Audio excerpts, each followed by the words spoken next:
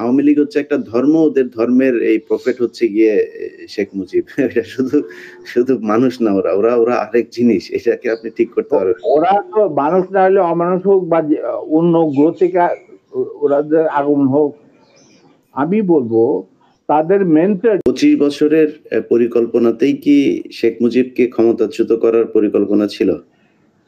অবশ্যই। শেখ মুজিব কি? Sheikh Mujib was a major player to implement the Indian design over there. Right. G sir, কিভাবে তুমি দেশে মানে জাতীয়তাবাদী ভিত্তিতে নিজের সংস্কৃতি, নিজেদের ঐতিহ্য ভিত্তিতে, নিজেদের ধর্মীয় চেতনার ভিত্তিতে তুমি বাংলাদেশ বানাবে কিভাবে? How it is possible? এটা তো, এই প্রশ্নটা তো আমার মনে হয় তোমার করাই উচিত ছিল না। এটা করার উচিত ছিল না কেন? এটা করলাম আপনার মুখ থেকে শোনানোর জন্য। এটা শুনলে হয়তো অনেকেই মনে করতে পারে যে আওয়ামী লীগ হয়তো এটা নিয়ে কথা বলবে যে জিয়াউর রহমানও তাহলে তাকে ক্ষমতাচ্যুত। আমি কিন্তু এখানে হত্যা করার কথা বলি, আমি বলেছি ক্ষমতাচ্যুত করার কথা জানতেন। He was a casualty. Right. He was a casualty in a conflict. It's a crossfire. Right. That's it. Right. তো এখন এই জায়গাতে শেখ মুজিবকে করার পরে আমি ব্যক্তিগতভাবে জিয়াউর রহমানের প্রতি আমার সম্মান একটু কমে নাই, কারণ ওইটা ছিল মেন কালপিট এই শেখ মুজিব। সো তাকে তো সরাইতেই হবে এনি হাউ। আপনাকে সেটা আমি তোমাকে একটা কথা বলবো। জি স্যার। যাতে আমি একজন মুসলমান হিসাবে বা একজন মানুষ হিসাবে, কেউ কোন মানে মানুষ বা একজন মুসলমান হিসাবে আমি কাউকে জাতির পিতা, জাতির মাতা, জাতির বউ, জাতির ভাতিজা এগুলি আমি মানি না। এগুলি সঠিক বয়ান নয়। স্যার আপনি তো সেক্টর কমান্ডার ছিলেন, মানে বীর উত্তম ছিলেন একজন। এই প্রশ্নটা আমি শেষ করি নাই। আমরা এই যে সভ্য সমাজ তথাকথিত, যেখান থেকে আমরা গণতন্ত্রের সবক নেই, যেখান থেকে আমরা মানবাধিকারের সবক নেই, যেখান থেকে আমরা শিখি হোয়াট ইজ ব্যক্তি স্বাধীনতা, বলার স্বাধীনতা, এই সমস্ত যারা যেখান থেকে আমরা সবক নেই, সেই সমস্ত দেশে কি জাতির পিতা, জাতির সীতা, জাতির মাতা, এই সমস্ত আছে? বলো কোন দেশ আছে? ইউএসএতে কয়েকজনকে তারা মানে ইউএস এর ফাউন্ডার মনে করেন। ফাউন্ডিং ফাদারও কেউ বলে না। দেখো, Nelson Mandela was a friend of mine. উনি তো কোনদিন একসেপ্ট করে নাই যে তাকে বলা হোক জাতির পিতা। জম্মু কেনিয়াটা ওনাকে তো জাতির পিতা বলা হয় না। প্যাট্রিক লুমুম্বা অফ জাম্বিয়া, ওনাকে তো জাতির পিতা বলা হয় না। স্যার পিতা যদি বলা হয়, যেমন ভারতে এই কালচার আছে, কিন্তু ভারত যদি ভারতের কালচারকে মানবো কেন?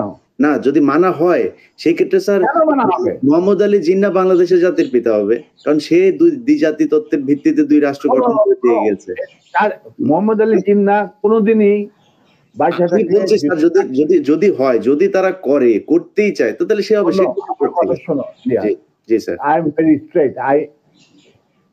কারণ আমার দাদা নানারা সব ছিলেন ইয়ারট্রাই ফ্রম দি আলিগড়। তারাই প্রতিষ্ঠা করতে মুসলিম লীগ নওয়াজ শরীফুল্লাহ সাহেবের নেতৃত্বে। I come from a political family. My father was the GS of Dhaka University. ঠিক আছে? Now he became the leader of the youth and student front of Muslim League. ওনারাই বিলেত থেকে নিয়ে আসছিল জিন্নাহকে টু প্রোভাইড লিডারশিপ। তাদের এক point agenda, মুসলমানদের যেন স্বাধীন দেশ চাই, নো আদার থিং।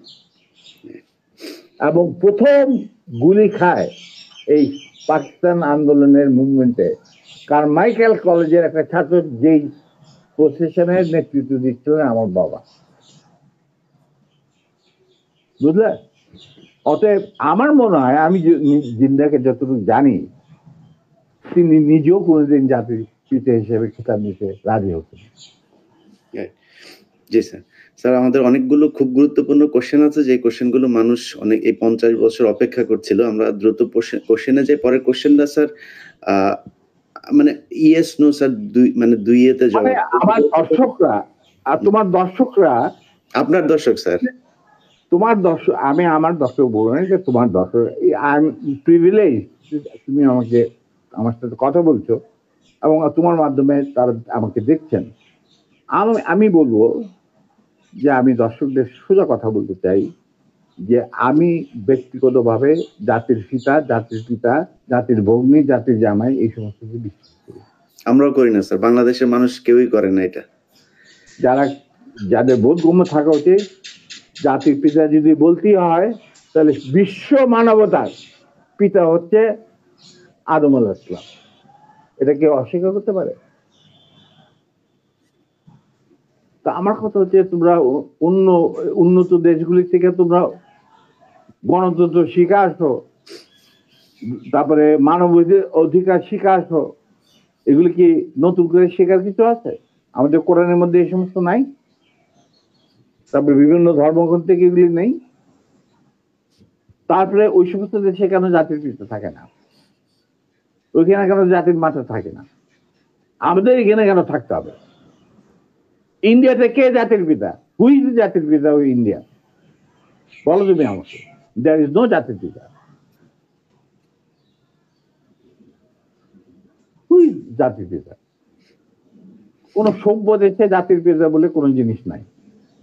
এটা হলো আমার শেষ কথা। না এটা তো স্যার মুজিববাদ প্রতিষ্ঠিত করতে হবে। যাক স্যার আমি এক কথা সেটা অন্য কথা। সেটা একটা গ্রুপের একটা সেগমেন্ট অফ দি পপুলেশনের চিন্তা ভাবনা কথা না বলছি। স্যার, না স্যার সেগমেন্ট অফ পপুলেশন এটা আলাদা একটা রিলিজিয়ন। আওয়ামী লীগ হচ্ছে একটা ধর্ম, ওদের ধর্মের এই প্রফেট হচ্ছে গিয়ে শেখ মুজিব। এটা শুধু মানুষ না ওরা আরেক জিনিস। এটাকে আপনি ঠিক করতে পারবেন না। ওরা তো মানুষ না হলে অমানুষ হোক বা অন্য গ্রহ থেকে ওরাদের আগমন হোক, আমি বলবো তাদের মেন্টর যে ভারত, হুম।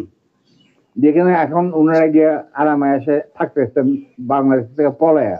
কোনোদিন শুনি না কোনো প্রাইম মিনিস্টার পলাই যায়। আচ্ছা নিবে, ওনারা পলাই গেছেন।